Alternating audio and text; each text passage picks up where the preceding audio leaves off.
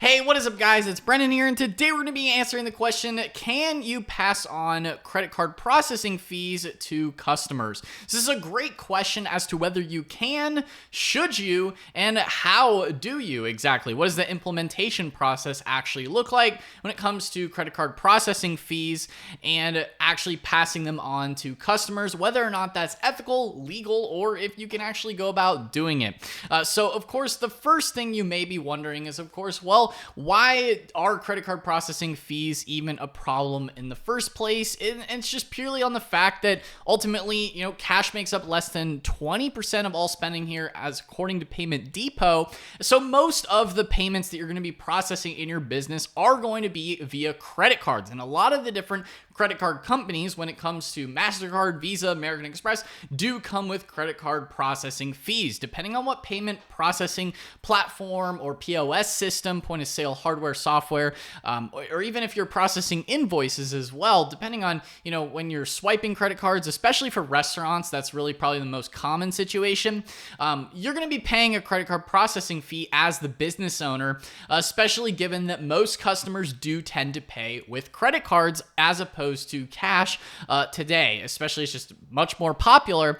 So what does that actually look like, right? Can you maybe pass that credit card fee on to the customer instead of you as the business owner having to take that on yourself and absorbing that extra cost? So what that actually looks like is that it is legal in the majority of states. And according to LawPay, it is actually credit card surcharging. That's essentially what it is. There are certain states within the U.S. where credit card surcharging is illegal. Again, this is according to LawPay. As you can see, your credit card surcharging is currently illegal in the following states and territories, including Connecticut. So Connecticut, Maine, Massachusetts, New York as currently interpreted, and New York is a little bit hard to explain exactly. It depends on the scenario because there's a recent law change, and Puerto Rico as well. So all of those states and territories is currently illegal. You may need to check on New York because that one is kind of a little specific depending on like a cash discount model is pretty popular there. So depending on how you're accepting payments, that one may actually be legal for you. It just does depend, but for the majority of cases, it is illegal. So if you're inside those states, then what are you to do, right? Or if you're outside of those states, then hey, how do you actually pass on the credit card fee, or maybe should you at all, or what are maybe some alternatives as well to passing on and doing a credit card surcharge for your customers? So one way that people do go about doing this, again, if you are in any of these other states, it is legal to do it, but a lot of these as well, it is important to mention that a lot of the other states where it is legal, there still are some certain rules that you do need to follow and will probably would want to look into with your credit card processing company, specifically if you need to provide additional explanations to customers or certain labeling. Some states, doesn't matter. You can basically do whatever you want. Some states, it's a little difficult. Again, there are a lot of states and specific rules outside of, even the ones that are legal, there are still certain guidelines around those outside of the ones that it is completely illegal. So if you're in the states where it's illegal, sorry, you can't do it at all. But what does that actually look like? So a lot of businesses will add it to a billing summary and add a surcharge, maybe like $15. Now, one way to get around that as well, maybe if it is illegal in your state, or maybe you just don't want to, show that to your customers and kind of appear as like, oh, great, now I have to pay this extra fee, because it could be kind of like, oh, I don't want to give my customers an extra fee for just the products and services. Honestly, a lot of times you could, and really what most businesses do end up doing for the credit card processing fees is really just working it into the actual total service cost and just consider it as a cost of doing business that you can account for, but you don't necessarily want to list it as a surcharge. You can do that. Again, if you're going to do that, you do need to follow the specific rules and regulations within your where you're located. You can do it on the billing summary as a surcharge, like as you can see here in this example from LawPay, where you have that $15 credit card processing surcharge. Now, there are some alternatives, which we're going to be getting into in just a moment, and sort of what that looks like as well. But a lot of businesses, if you're not able to do it, or you just don't want to give your customers that feeling that like, oh, now I'm paying this extra cost on top of whatever they're already paying for, just work it into your services somehow, into your overall total cost of processing. That's honestly what most businesses end up doing. You either raise all your prices by 3%, or 2.5%, or whatever your processing fees kind of average out to.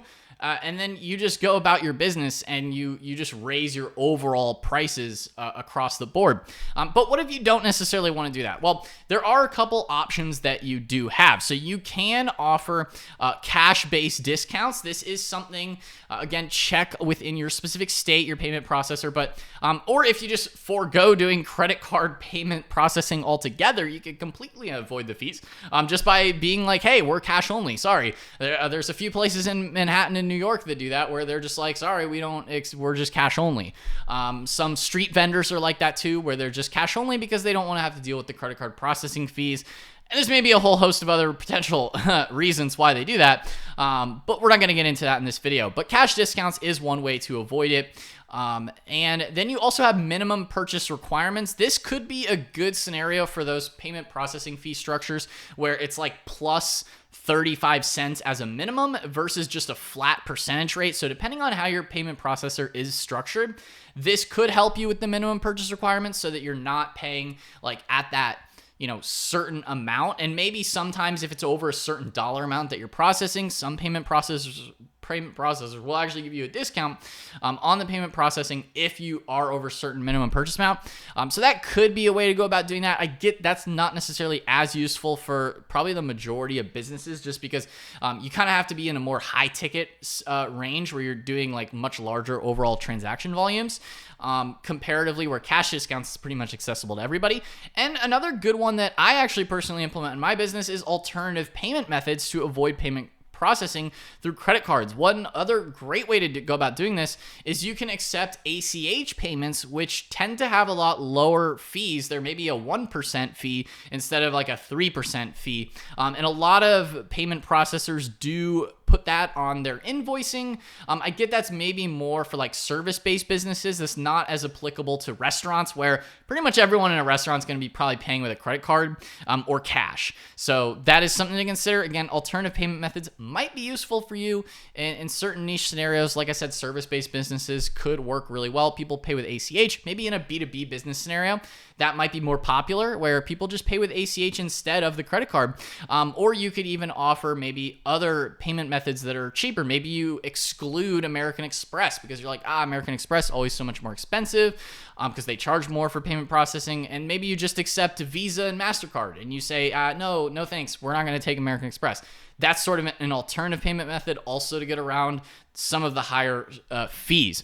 Now, what is the actual like surcharging or cash discount process look like? So I did pull up a couple of receipt options or examples here from restaurants from Reddit. This is one here, as you can see, in Venice, California, where they offered a pay with cash discount on their POS system, where they said the total was like $57.71, and then the pay with cash is $55.49. So that's sort of like a reverse way to kind of not do a surcharge on your customer, but instead offer them the cash discount, and they can then choose whether or not they want to partake in that cash discount. Honestly, I think that's probably one of the better ways to go about doing this. If you want to offer it, it's sort of like just a side little benefit that you can do, because if you're already accepting cash in your business anyway, it could just be an easy way for you to save a little bit of money and then pass that on to the customer, which could, just makes them feel better at the end of the day. So that's one way to go about doing it. Another example here. Now, this is kind of the opposite in a bad example. I get it. Some businesses do this, but this is sort of in a different example case where we're not actually looking at specifically a surcharge, but it is like an additional tip section, which is kind of crazy. A lot of people don't love the built-in gratuity. I get the gratuity is separate from a surcharge, but that is something else that some payment processors also allow you to do. I did just want to mention this one as well, sort of like as a kind of a funny honorable mention that some people just don't love it, is the whole additional tip section and total. So like some receipt designs are kind of like people don't like. So it's like people like this on Reddit, people like the pay with cash discount. which is a great offering. And then people don't really love being forced into that 18% gratuity unless they're notified ahead of time. Even then, some businesses, like, I get it makes sense to work in the gratuity, but then having that additional tip is sort of like a kick in the punch. It's not great. So that's maybe not a way to go about doing it, is just like baking it in there without notifying people. That's something else, especially if it's already on the credit card, things like that. Just wanted to give sort of like a negative example as well. And then additionally, we also have this one here from Greenspun, which is, as you can see here, this Lincoln, Massachusetts tack room, where they have the actual admin fee worked in as 3%. And then they're directly just charging a surcharge here on this receipt. As you can see, this is clearly for a restaurant. They got the mac and cheese, burger, Diet Coke, things like that, and then they added in the admin fee. So depending on your payment processor, you may be able to go about doing this a pretty easy way, where you just add it as sort of like an admin fee. Again, check your laws in your state's regulations to make sure you can do this, where you can add the surcharge or add the admin fee. In my opinion, I think the better way to go about doing it is just offering like a pay with cash discount, or just working it into your overall margins in the cost of all your items. Because when you end up coming out with the bill at the end of the day and you see this admin fee, nobody loves seeing that. Nobody's like, oh great, now I have to pay another extra $3.42 on top of my regular subtotal in tax and costs. And honestly, I just think that's maybe the worst way to go about doing it, as like people don't love it. It doesn't really look nice. It is something that you can do though to save money, of course, as a business owner. It does just depend. A lot of people also maybe on Reddit also kind of mentions like, hey, if I see this admin fee, well, I'm just going to take that out of the tip, which is not great. But again, some people kind of just are spiteful, and that's something to consider, and your servers might not like it either. So do keep that in mind in your business. Now, one other way to go about doing this as well in terms of actual implementation, again, it does depend maybe on your payment processor, how you want to go about doing things and editing it. But one company I did want to mention that does have a specific credit card surcharging option is Helsum. Actually, Helsum does offer point of sale systems and credit card processing, and they do have some pretty low rates.